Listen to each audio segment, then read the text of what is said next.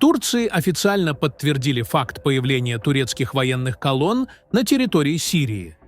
Кадры, активно распространявшиеся пользователями и подтвержденные данными различных источников на месте, фиксируют перемещение подразделений Турции по нескольким северным направлениям в Сирии.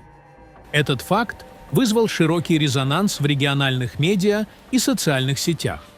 Представитель правящей партии Турции Омер Челик пояснил, что речь идет не о новой военной операции, а о ротации, проводимой в рамках давно действующих механизмов взаимодействия между Анкарой и Дамаском в приграничных районах. По его словам, подразделения, которые в течение длительного времени несли службу на линиях дислокации, заменяются новыми контингентами, и подобные передвижения не являются признаком изменения стратегической обстановки. Челик подчеркнул, что турецкая армия продолжает выполнять свои задачи в рамках существующих договоренностей. Сирийские и региональные источники сообщают, что колонны двигались с направлений Африна, севера Алеппо и Расулая, а часть техники могла быть направлена в сторону района Манбиджа, который остается одним из ключевых узлов контроля на севере Сирии. Параллельно в зоне Дейр-эз-Зора наблюдается усиление правительственных сил Сирии, включая артиллерийские расчеты и беспилотные платформы, что указывает на попытку Дамаска стабилизировать ситуацию на востоке страны на фоне роста напряженности. В условиях этой динамики Реджеп Таyyip Эрдоган вновь обратился к сирийской теме в эмоциональной форме, подчеркнув, что многолетний кризис в стране остается следствием глубинных политических противоречий и разрушенности государственных институтов. Его заявление отражает подход Анкары, согласно которому длительная нестабильность в Сирии открыла путь для множества сил, претендующих на контроль в различных регионах. Параллельно министр иностранных дел Турции Хакан Фидан сделал акцент на стратегических приоритетах Анкары: предотвращение формирования зон, которые Турция рассматривает как угрозу своей национальной безопасности, и стремление к устранению всех вооруженных структур, которых Анкара считает террористическими. Он также подчеркнул неизменность позиции Турции в отношении необходимости объединения законных вооруженных формирований Сирии под единым командованием, что отражает турецкое видение будущей архитектуры безопасности страны. В целом происходящее свидетельствует о попытках ключевых акторов – Турции, сирийского правительства и местных вооруженных групп – укрепить свои позиции на фоне неопределенности, когда каждая сторона стремится закрепить контроль над стратегически важными точками до возможного перехода к новым политическим переговорам или реструктуризации влияния на северо-востоке Сирии.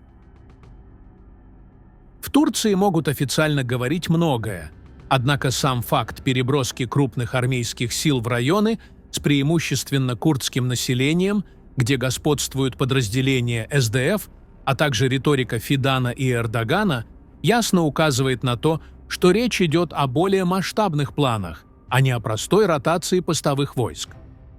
Отметим, что сирийские демократические силы фактически контролируют значительную часть северо-восточной Сирии, включая районы с преимущественно курдским населением, особенно вдоль границы с Турцией. Их зона контроля охватывает такие провинции, как Хасеке, Ракка, части Дейр-эз-Зора и север Алеппо. Турция рассматривает СДФ как угрозу безопасности из-за связи с Курдской рабочей партией, РПК. На этом фоне израильская армия продолжает наносить удары по объектам Хезболлы на юге Ливана. По информации местных источников, одной из целей стал учебный комплекс, используемый подразделением «Радван» для подготовки бойцов, а также склад с военным оснащением. Сообщается, что группа израильских боевых самолетов, включая истребители и бомбардировщики, в ночное время вошла в воздушное пространство Южного Ливана и провела серию ударов по инфраструктуре организации. Атаки начались вечером 8 декабря, и продолжались до ночи, проходя в несколько последовательных волн. По предварительным данным, было поражено не менее 13 объектов. Ливанские медиа сообщают о взрывах и материальных повреждениях в районах, где велись удары. Сведения о жертвах среди гражданского населения на данный момент отсутствуют. Усиление активности израильских ВВС подчеркивает, что Иерусалим стремится поддерживать давление на ливанском направлении, несмотря на внутренние вызовы и продолжающийся конфликт в Газе. Важно отметить, что на этом фоне Израиль продолжает укреплять военно-техническое сотрудничество с Индией, одним из крупнейших региональных противовесов Турции и ее союзника Пакистана, поставляя высокоточные ракеты, беспилотные системы и компоненты ПВО. Для Иерусалима это один из ключевых рынков, а для Нью-Дели – элемент стратегии по снижению зависимости от китайских и российских технологий. Однако углубление израильско-индийского партнерства вызывает раздражение в Пакистане и усиливает конкуренцию в Азиатско-Тихоокеанском регионе. Подтверждение о появлении турецких военных колонн в Сирии и удары Израиля по объектам Хезболлы в Ливане показывают, как нестабильность в регионе распространяется по множеству направлений одновременно. В мире в один момент разворачиваются целые серии военных и политических событий, где каждая страна спешит укрепить свои позиции, а местные и глобальные соперничества накладываются друг на друга, создавая эффект лавины. Ниже представлен обзор ключевых конфликтов и кризисов, которые вспыхнули почти одновременно, наглядно демонстрируя рост напряженности в разных уголках Евразии и Ближнего Востока. Иран пытается адаптироваться к меняющейся архитектуре угроз. Перенос ракетных производств под землю и публичные заявления иранских аналитиков фиксируют растущее беспокойство Тегерана действиями региональных соперников, прежде всего Израиля и Азербайджана.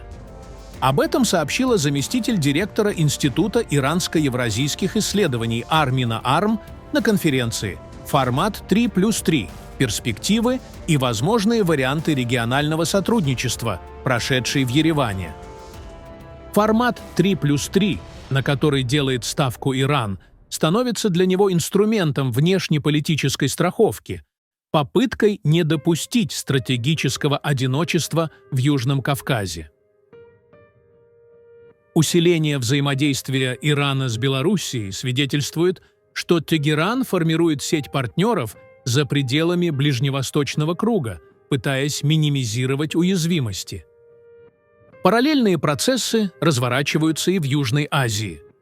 Пару дней назад на границе Афганистана и Пакистана вспыхнули бои, использовалось тяжелое вооружение, сообщается о погибшем. Резкое охлаждение между Пакистаном и талибским Афганистаном после неудачных переговоров в Эр-Рияде подчеркивает, насколько хрупкими остаются механизмы безопасности. Любая неурегулированная локальная стычка может перерасти в серьезный пограничный конфликт, особенно с учетом публичных заявлений о готовности жестко отвечать друг другу. Эскалация между Таиландом и Камбоджей стала еще одним напоминанием о том, что спорные территории в Юго-Восточной Азии остаются потенциальными точками взрыва. Обмен авиаударами, гибель военных и гражданских, масштабные эвакуации – все это формирует дополнительное напряжение на фоне отсутствия эффективных региональных механизмов сдерживания.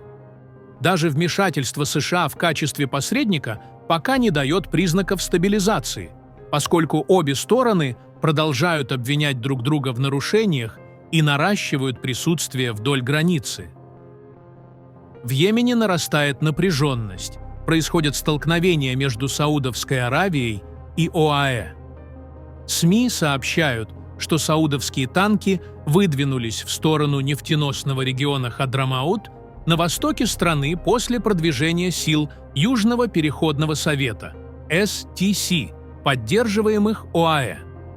Хадрамаут обладает высоким стратегическим значением из-за крупных запасов нефти.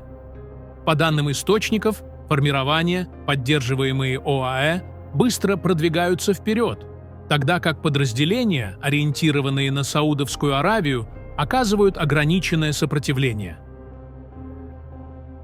Текущая динамика указывает на нарастающее соперничество между Эр-Риядом и Абу-Даби за влияние на территории Йемена, где обе стороны стремятся укрепить свои позиции.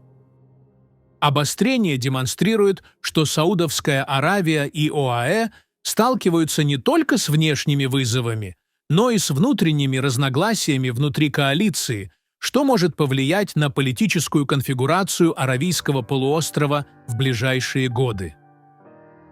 На Южном Кавказе сохраняется жесткая риторика. Власти Баку официально заявили о несогласии с формулировками Европейского Союза относительно армянских пленных, находящихся под стражей в Азербайджане. В местной интерпретации это не пленники, а боевики, задержанные после полной победы Азербайджана в Карабахе в 2023 году. Одновременно страна направляет на оборону около 21% общего государственного бюджета, что подчеркивает стремление Азербайджана укрепить свои позиции в условиях растущей геополитической конкуренции. На фоне тяготения Армении к Европейскому Союзу и нарастающего дипломатического напряжения, эта линия лишь усиливает риск дальнейшего размежевания региональных подходов.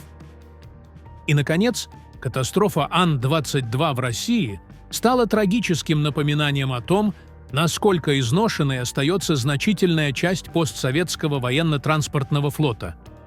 Пока неизвестно, что стало причиной инцидента, однако сам факт аварии крупнейшего в мире турбовинтового самолета в ходе планового облета поднимает вопросы о состоянии технического обеспечения и безопасности полетов. Все эти события, будучи разрозненными на первый взгляд, в совокупности формируют общий фон растущей нестабильности, где локальные конфликты, региональные соперничества и большие геополитические игры начинают переплетаться все теснее. Пишите свое мнение в комментариях и подписывайтесь на наш канал, чтобы не пропустить самые важные и актуальные новости мира и Ближнего Востока.